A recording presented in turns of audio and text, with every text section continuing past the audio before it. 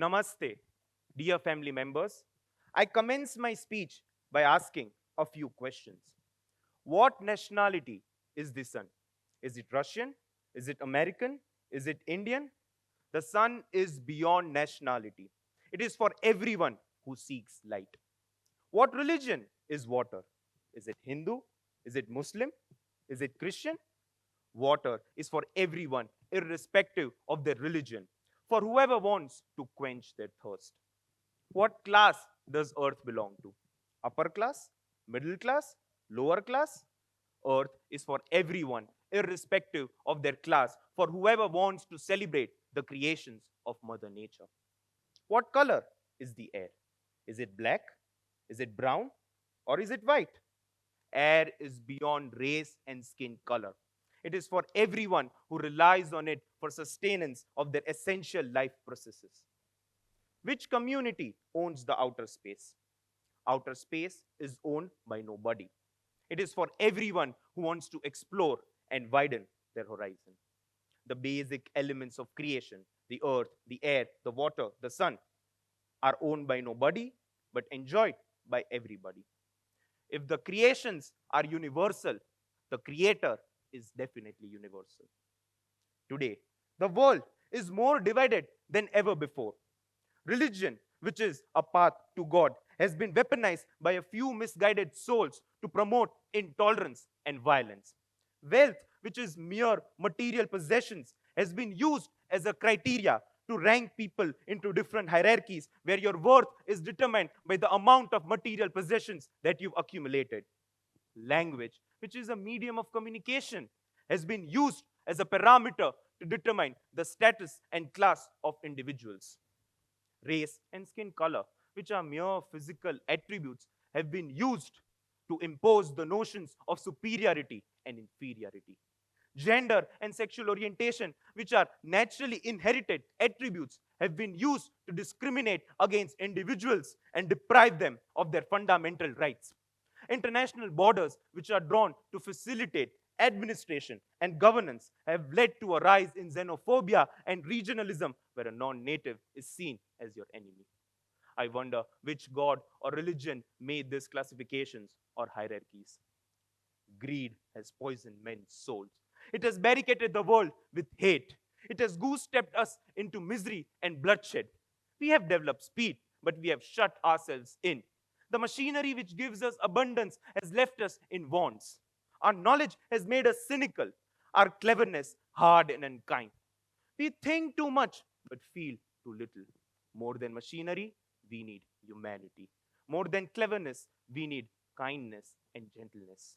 Without these qualities, life will be violent and all will be lost. The airplane and the radio have brought us closer together.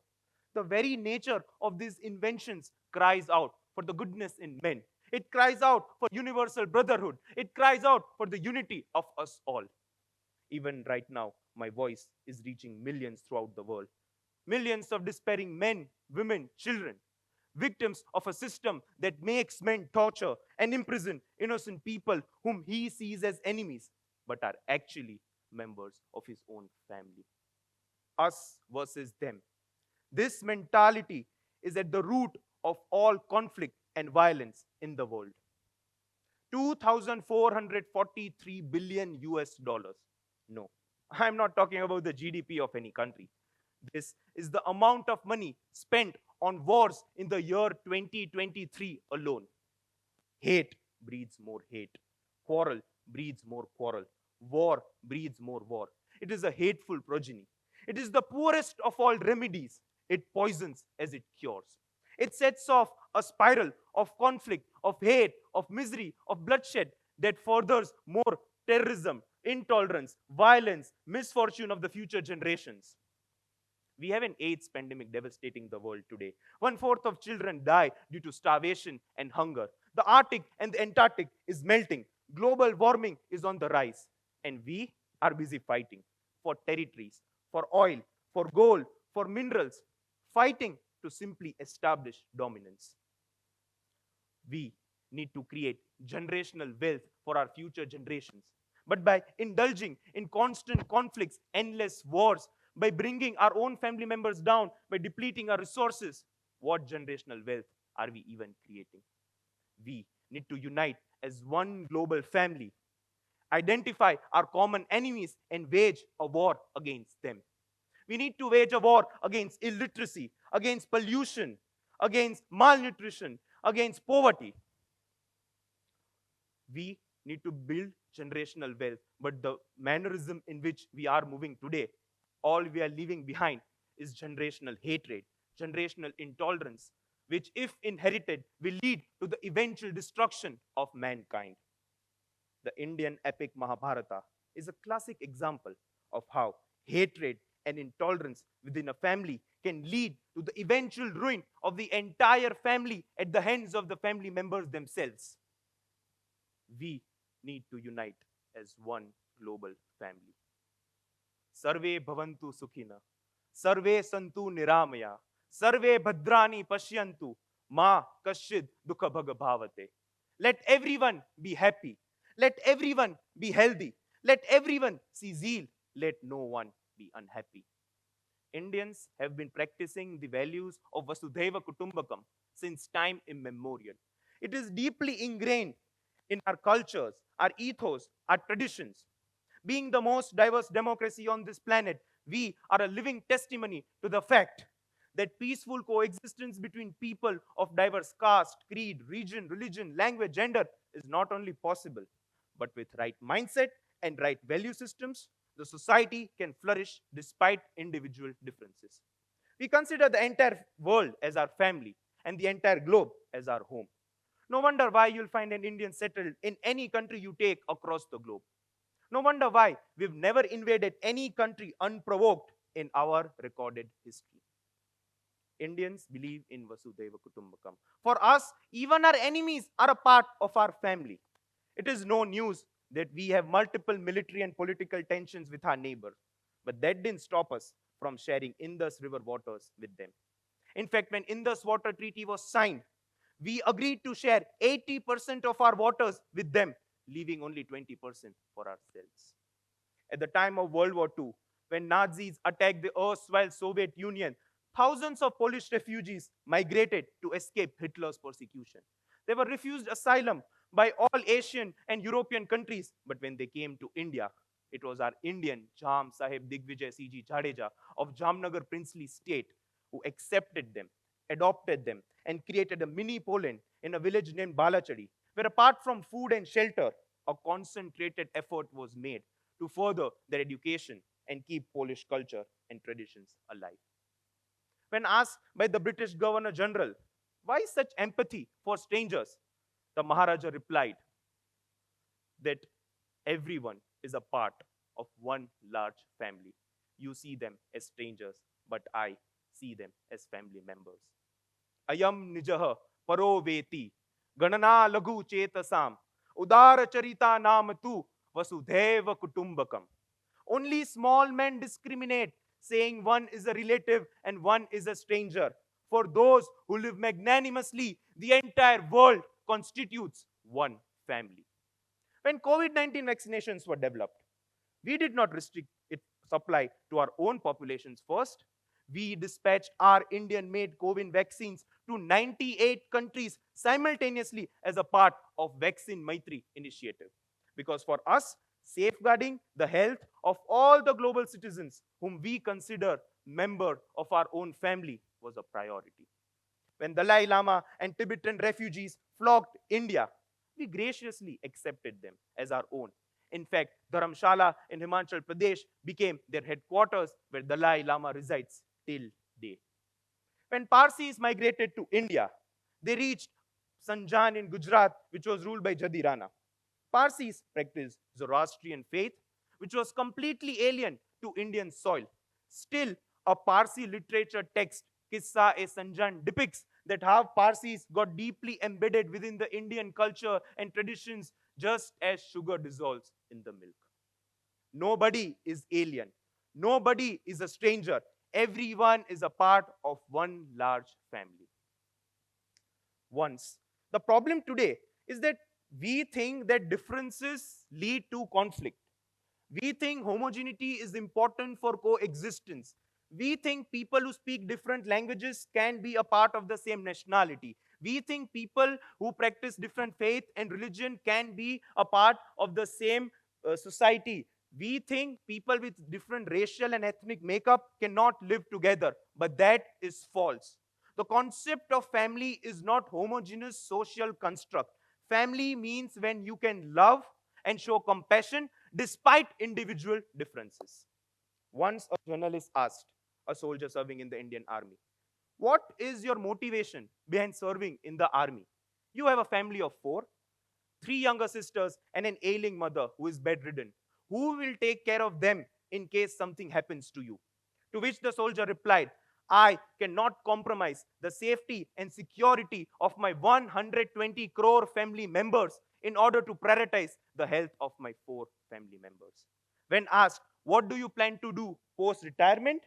he says, "I wish to serve my 8 billion extended family members by volunteering in the United Nations peacekeeping operations."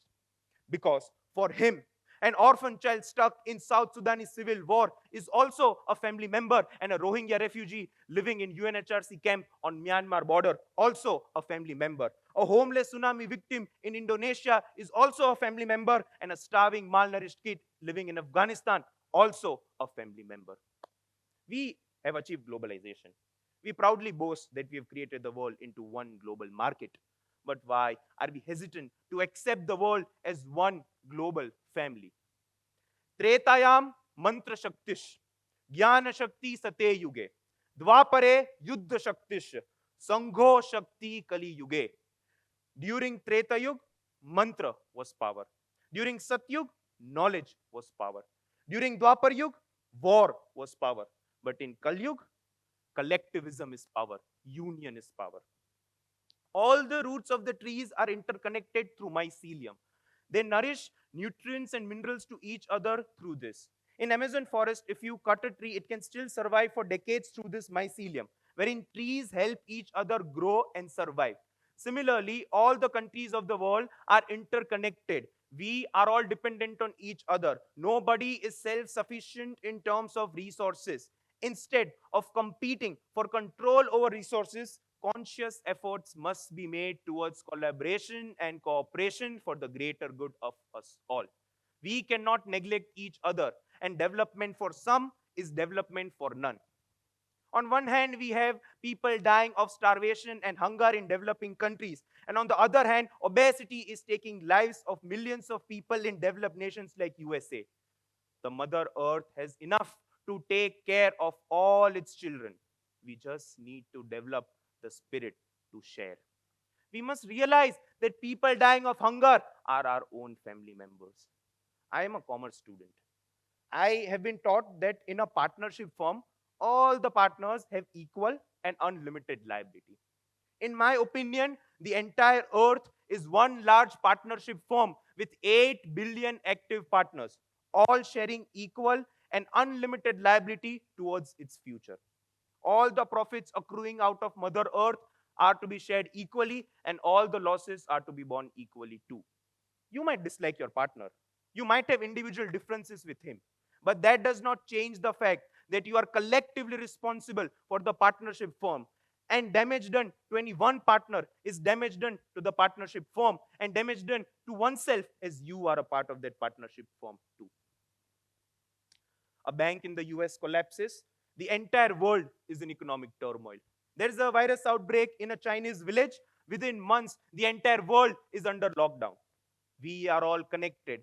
One family member is sick, the entire global family is affected. No matter how many classifications, distinctions, hierarchies we make, the fact that we drink the same H2O, breathe the same O2, and in our veins flows the same red pigment, human race is one.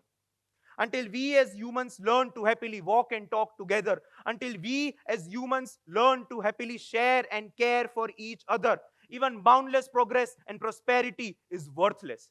So what if we develop our societies and cities? If we downgrade human lives and human relationships, everything is useless, everything is worthless. United, we flourish. Divided, we perish. Swami Vivekananda ji, in his Chicago speech on 11 September 1893 at the World Parliament of Religions, proclaimed that the spirit of accommodation and acceptance will lead to universal brotherhood and harmony. For it advocates the view of entire creation being one family. Once, a Western anthropologist visited Africa to study the social behavior of indigenous tribes. He proposed a game wherein he kept a basket full of fruits beneath a tree and announced that whichever child would reach the basket first would win the entire basket and could have all the fruits by himself. He lined them all up, raised his hand to signal, ready, steady, go. To his astonishment, all the children held each other's hands and started running together. They reached the basket together, made a big circle, and enjoyed the fruits together. The surprised anthropologist asked, "Why did you collectively do it when any one of you could have had it all by yourself?" To which the children replied, "Ubuntu. How can one of us be happy while others are sad? How can one of us be satisfied if others are hungry?" This reflects the African philosophy of Ubuntu. I am because we are. The belief in the universal bond of sharing that links the entire humanity. Today, countries proudly boast their scientific advancements, industrial improvements, but I believe all of it is in vain if it comes at the expense of others' misery. What we need today is the spirit of Ubuntu inculcated in our behaviors. Indeed, the world would become a better place to live in. Our constant efforts as sincere individuals should be directed towards making and accepting this world as one global family. Because one day, long after you and I are no longer on this planet, he who stays will say that indeed love is stronger than death, peace is better than war, and harmony is greater than hate. Thank you so much, dear family members, for hearing my views out today. Thank you so much. Namaste.